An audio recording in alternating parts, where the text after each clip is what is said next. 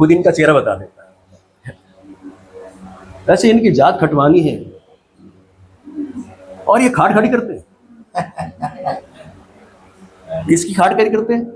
गद्दारों की, दुश्मनों की, गद्दारों की। जो राजनीतिक नेता हैं जो काम नहीं करते उनको ये आईना दिखाते हैं। इनकी पुस्तक का नाम है, इनकी पुस्तक छपी है, मेरे साथ ही छपी थी।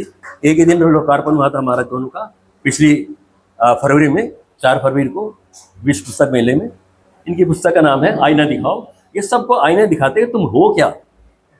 तो आज भी देखो कौन सा आईना दिखाते हैं, आप ध्यान दीजिए। सबसे पहले तो मैं कलमकार कलाकार संस्था की जो संस्थापक हैं हमारे आदरणीय देलवी साहब, मधुकर जी देलवी, मैं आपसे पहली बार परिचित हुआ हूँ विश्व पुस्तक मेले में।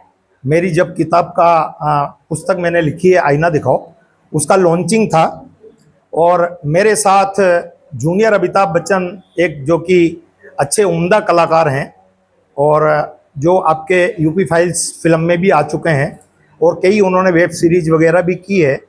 मैं कवि नहीं हूँ साथियों, मैं आपको मोटा मोटा परिचय बता देता हूँ।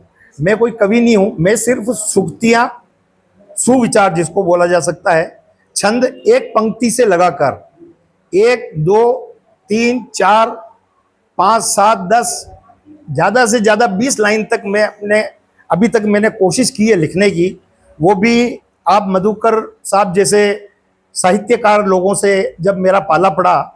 मैं एक्चुअली एक राजनीतिक कार्यकर्ता रह चुका हूँ और कांग्रेस पार्टी से मैं चुनाव भी लड़ चुका हूँ जिला परिषद का। 2 बार मैं आपके आशीर्वाद से जो मेरा स्वागत किया है प्रिंसिपल सर ने, तो वो अच्छी तरह समझ सकते हैं कि what is mean of politics, राजनीति क्या होती है, वो अच्छी तरह आप परिचित होंगे क्योंकि कॉलेज लाइफ से जो हमने छात्र राजनीति से शुरुआत की। बाल संसद का प्रेसिडेंट मैं 2 बार रहा कॉलेज में, उसके बाद भी। तो ये बात हो गई। अभी मैंने फरवरी में मैंने कांग्रेस पार्टी से रिजाइन दे दिया। क्यों दिया?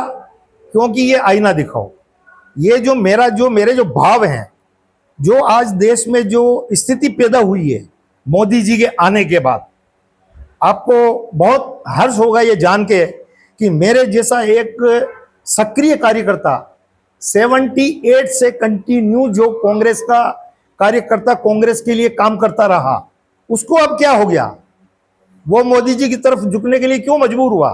क्योंकि साथियों देश की जो स्थिति है, अपन यहाँ कोई भाषणबाजी नहीं कर रहे हैं, लेकिन आपने जो, मैं सबसे पहले तो देलवी साहब का तहे दिल से आभार इसलिए व्यक्त भी करना चाहूँगा कि आपने जो एक संगठन, साहित्यिक संगठन खड़ा करके, आप जैसे जो साहित्यकार लोग और जो आज हमारी बहनें जो सब बैठी हैं, आपके व्यवहार की वजह से मैं चित्तौड़ से चल के यहाँ आया हूँ, तो कुछ न कुछ तो आप में विशेषता होगी।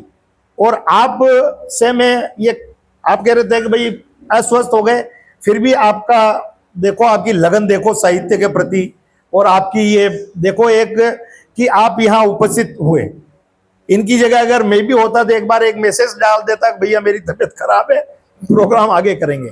लेकिन ये आपका सबको जब मान रखा आपने, मैं ये कहना चाहूँगा कि हमारा तो आपने सम्मान किया, लेकिन आपने जो सबको एज ए इन्वाइट किया, ग्रुप वगैरह में चला तो सब साथियों को इन्फॉर्मेशन तो मिली है। तो मेरा ये निवेदन है कि मैं कवि नहीं हूँ, मैं सूक्तियाँ लिखता हूँ, फिर भी आपके सानिध्य में जब मैं आपसे मिला, और मित्रपाल जी शिशुदय जो जिज्ञासा प्रकाशन गाजियाबाद से ही हैं, वो हैं, एक हमारे जिलाधीश महोदय हैं आलोक जी, वो भी मेरे मित्र हैं।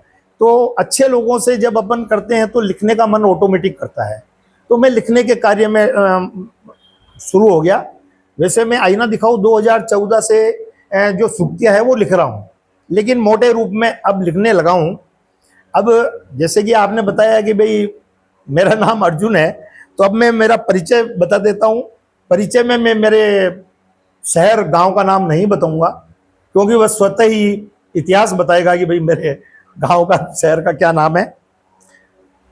साथियों नमस्कार, मैं वही अर्जुन और वही बाण हूँ, मैं वही अर्जुन और वही बाण हूँ, हरदम देश पर अपने प्राण न्योछावर करने का हरदम अपने देश पर प्राण न्योछावर करने के लिए रहता तैयार हूं। अब मैं मेरा परिचय बता रहा हूं दोस्तों। इतिहास गवाह है देकर अपने प्राणों की आहुति। इतिहास गवाह है देकर अपने प्राणों की आहुति और अपनों की कुर्बानी ने साबित कर दी हमारी मातृभूमि के लिए अपनी वफादारियां। ये धरा है तप त्याग स्वाभिमान और बलिदान की।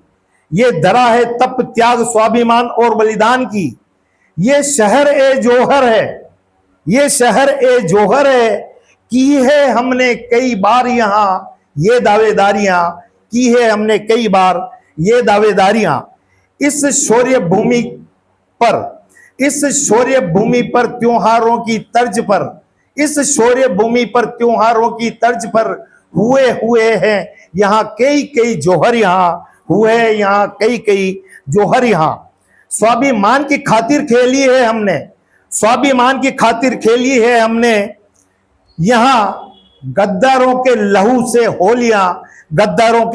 से होलियां। ये मेरा गढ़ चित्तौड़ है। मेरा नाम अर्जुन है और मैं आपके सामने उपस्थित हूं। धन्यवाद। अब देहलवी साहब से मैं इजाजत लेना चाहूंगा कि मुझे कितनी कविताएं पढ़नी है, किस पे पढ़नी है, वो आदेश आप करो। मेरे पास किसी चीज का खजाने का वो नहीं है कम। मैं चूंकि ज्वलंत मुद्दों पे ज्यादा लिखता हूं। 5 मिनट और दे रहे हैं, चलो ठीक है। तो चालू हो गया सर? धन्यवाद, मजा आ जाएगा फिर। अरे सर, ये मैं ज्वलंत मुद्दों पे ज्यादा लिखता हूँ। 2-4 लाइनों की सूक्तियां भी मैं बताऊंगा आपको कि मैं क्या लिखता हूँ, देश के लिए भी लिखता हूँ। रचना शुरू करने से पहले मैं सबसे पहले तो आपको 9 तारीख को जो रक्षाबंधन है उसकी और आज़ादी के पर्व स्वतंत्रता दिवस की आप सभी साथियों को हार्दिक शुभकामनाएं देता हूं। और विशेष तौर से हमारी जो मातृशक्ति बैठी हैं उनको प्रणाम करते हुए, चूंकि रक्षाबंधन है और मैं जो एक अपनी खुद की जो लाइनें लिखी हुई है वो आपको पढ़कर सुनाऊंगा।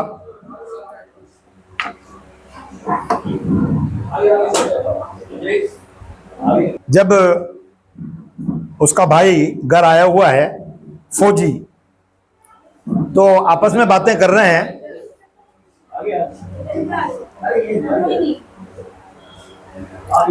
मम्मी बैठी हुई है और बहन भी बैठी हुई है और भैया आया हुआ छुट्टियों पर।